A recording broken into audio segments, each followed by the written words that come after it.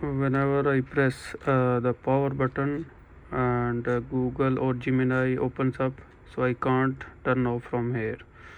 So how to solve this issue in the Samsung? First of all, you need to open your mobile phone settings, and then you need to scroll down,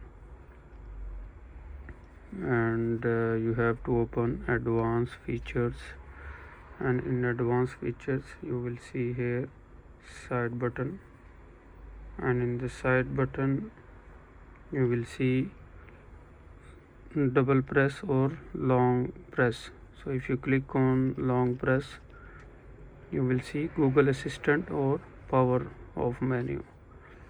So after that, whenever you long press the power button, you will see, you will get the power off menu.